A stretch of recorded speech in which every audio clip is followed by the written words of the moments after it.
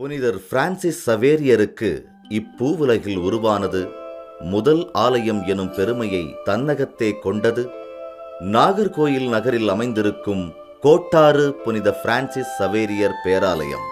இது கோட்டாறு மறைமாவட்டத்தின் தலைமை ஆலயமாகவும் திகழ்கிறது. 1542ஆம் ஆண்டு மணப்பாடு வந்த புனித சவேரியார் கோட்டாருக்கு சென்று அவ்வப்பொழுது அம்மக்களுக்காக ஜெபமும் திருப்பலியும் நிறைவேற்றி வந்தார்.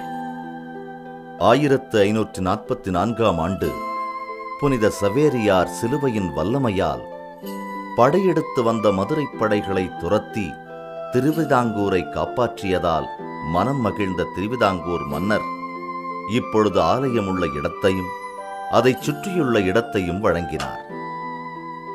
சிறிய ஆலயம் கட்ட தேவையான பொருளுதவியும் வழங்கினார். அதைக் கொண்டு புனிதரும் இந்த சிற்றாலயத்தை எழுப்பினார். இந்த ஆலயத்தில் தான் புனித சவேரியார் பெயரால் பல புதுமைகள் நடந்தன. சவேரியாரை வேண்டிக் கொண்டதால் இறந்த குழந்தை உயிர்த்தது. சவேரியார் கோயில் விளக்கின் எண்ணெயை உடலெங்கும் பூசியதால் பரமு என்னும் புலவருக்கும் தொழுநோய் நீங்கியது. ஆகவேதான் கேட்ட வரம் தரும் கோட்டாறு புனித சவேரியார் ஆலயம் என மக்களால் அன்போடு அழைக்கப்படுகிறது. ஒரு கை கால் விழுந்துட்டு கை கால் விழுந்த உடனே அப்படியே ஆட்டோ கொண்டு வந்து என்னை தூக்கிட்டு போனாங்க ஆஸ்பத்திரிக்கு. அங்கே கொண்டு போய் 5 நாள் ஞாபக சக்தி இல்லாமல் இருந்தேன். அந்தாப்புல பிறகு டாக்டரு எவ்வளோ ட்ரீட்மெண்ட்டு கொடுத்தாரு. அந்த கை வரவே இல்லை. சொன்னார், உங்களுக்கு வயசாயிட்டு, இனி இது வராது, வீட்டுக்கு கொண்டு போங்க, போய் ஏதாவது வாத எண்ணெய் அது இப்படி போடுங்கன்னாரு. நான் இங்கே சவேரியார் கோயிலில் வந்து ரொம்ப அழுதேன். அந்த உடனே திடீர்னு இருந்தாப்புல அந்த கை அப்படியே தூக்க முடிஞ்சிட்டு. சவேரியாருக்கு புனிதர் பட்டம் வழங்கப்பட்ட பிறகு மூவொரு கடவுள் ஆலயம் புனித சவேரியார் ஆலயமாக உருவாக்கப்பட்டது.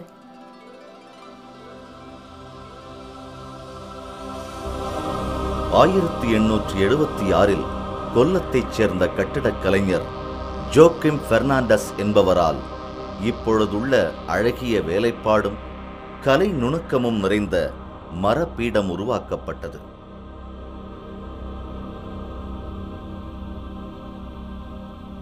அதில் நடுநாயகமாக அமைந்திருக்கும் புனிதரின் சுரூபம் கோவாவில் செய்யப்பட்டது.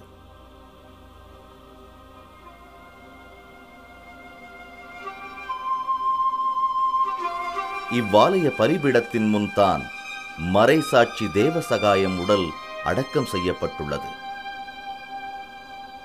வேண்டிய வரங்களை தந்து கொண்டிருக்கும் புனித சவேரியார் உங்களை இறைவனின் ஆசிரை பெற பரிவோடு அழைக்கிறார். வாருங்கள். இன்றும் ஏராளமான மக்கள் இந்த சவேரியார் நோக்கி நாடி வருகிறார்கள் என்றால் நம்பிக்கையோடு அவர் கேட்கின்ற அனைத்துமே கிடைக்கின்றன. நோய்வாய்ப்பட்டவர்கள் குணமடைந்திருக்கின்றார்கள். தங்களுடைய வாழ்விலே குழந்தை பேர் இல்லாமல் குழந்தை வேண்டியவர்கள் குழந்தை பேர் அடைந்திருக்கிறார்கள். இன்னும் ஏராளமான புதுமைகளை செய்வதனால்தான் தூய சவேரியாரை கேட்ட வரம் தருகின்ற கோட்டாறு தூய சவேரியார் என்று அவர்கள் போற்றி வணங்குகின்றார்கள்.